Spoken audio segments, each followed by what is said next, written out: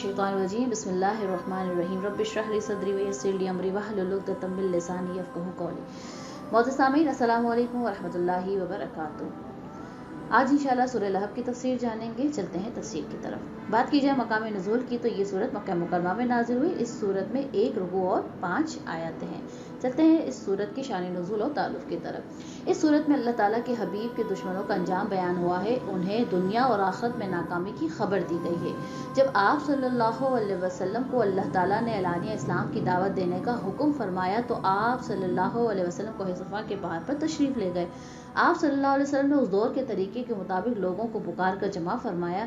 जब लोग जमा हो गए तो आप सल्लल्लाहु अलैहि वसल्लम ने फरमाया कि ए लोगों, अगर मैं तुमसे ये कहूँ कि इस पहाड़ के पीछे एक फौज है तो जो तुम पर हमला करना चाहती है, तो क्या तुम मेरी बात का यकीन करोगे? लोगों ने जवाब दिया, बेशक हम आपकी बात का यकीन करेंगे क्योंकि आप सच्चे हैं।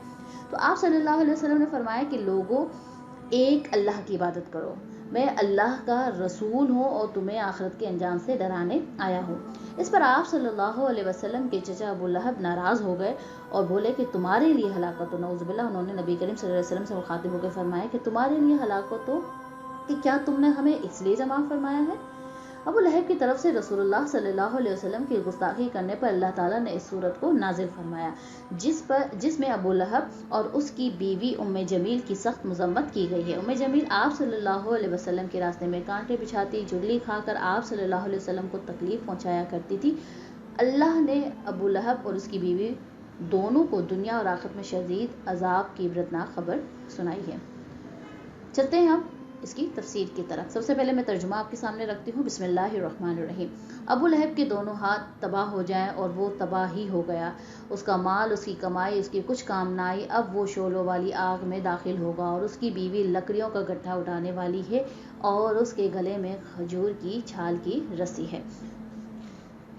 तफसीर की तरफ, तब्बत यदा अबी लहब व तब, यानी अबू लहब के दोनों हाथ तबाह हो जाएं, वो तबाह ही हो गया। अबू लहब जो थे वो अब्दुल मुत्तलिब का बेटा यानी नबी करीम सल्लल्लाहु अलैहि वसल्लम के चचा थे। आपका रंग बहुत ही ज़्यादा गोरा था और बहुत ही खूबसूरत आदमी थे, इसीलिए आपकी कुनियत अबू लहब है और इसी कुनियत से आप मशहूर थे। उनके 2 बेटे थे, उतबा और उतैबा, के निकाह में जो हुजूर सल्लल्लाहु अलैहि वसल्लम की साहबजादी हज़रत रुकैया उम्मे कुलसूम रज़ियल्लाहु ताला अन्हुमा थी। इस सूरत के नुज़ूल के बाद अबू लहब ने उन साहबजादियों को तलाक भी दिलवा दी थी। आयत में अबू लहब के दोनों हाथ हलाक होने से मुराद उसकी ज़ात की हलाकत है और आयत मुबारका में अबू लहब की हलाकत की पेशन गोई बेसिकली इस सूरत के अंदर दी गई है।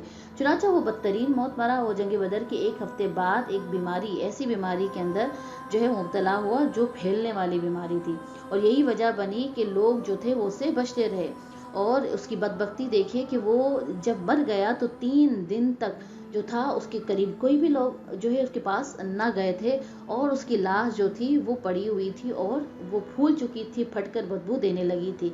तब जाकर लोगों ने जो है उसकी लाश निकाली और कहीं मजदूरों के हाथों उसको फेंकवा दिया था।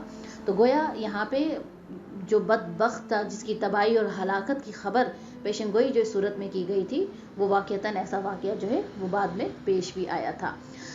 अब बाद में फरमाया कि उसका माल, उसकी कमाई उसके कुछ ना काम आएगी। यानी अबू लहब ने पहली आयत सुनी तो कहने लगा, यानी जब पहली आयत सुनी तो कहने लगा कि जो कुछ मेरे भतीजे कहते हैं अगर सच्चा है तो मैं अपनी जान के माल जो है अपनी जान के लिए अपना माल औलाद को फिदिया कर दूंगा। तो अब वो भी इस आयत में इसका रद्द फरमाया गया कि ये ख्याल गलत है। उस वक्त उसे कोई चीज़ काम आने वाली नहीं है और ऐसा ही हुआ कि जब वो बीमारी में मुब्तला हुआ तो उसकी माल, उसकी औलाद उसके किसी काम ना आई और वो इबरत का निशान जो है वो बन गया। इसके बाद फरमाया कि सयस्ला नारन ज़ात लहब, अब वो शोलों वाली आग में दाखिल होगा। यानी अबू लहब क़यामत के बाद दोज़ख में दाखिल होकर आग का अज़ाब पाएगा। इससे मालूम हुआ कि अबू लहब का दोज़खी होना भी यकीनी है।